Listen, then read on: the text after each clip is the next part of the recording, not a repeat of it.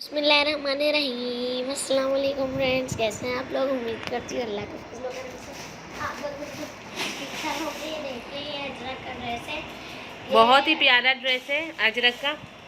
ठीक है, ये दामन देखें एम्ब्रॉयडर्ड है, इसके फ्लावर्स हैं एम्ब्रॉयडर्ड, बहुत प्यारा ड्रेस है। इसके ऊपर जो है वाइट कलर का ये दुपट्टा है।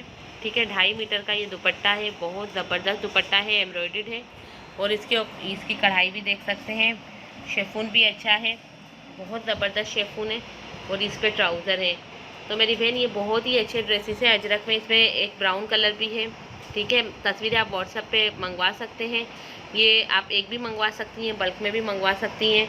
रीसेलर के लिए स्पेशल डिस्काउंट है। वैसे ये 2000 का सूट है एक। ठीक है, अगर आप बल्क में लेते हैं तो मज़ीद डिस्काउंट दे देंगे। बल्क में 10 से ऊपर जो सूट लेते हैं ना, उनको बल्क में डिस्काउंटेड प्राइस के साथ दिया जाता है। 1 2 3 4 लेंगे तो यही रेट मिलेगा। ठीक है, वीडियो को लाइक और शेयर करना नहीं भूलें। अल्लाह हाफिज़, टेक केयर।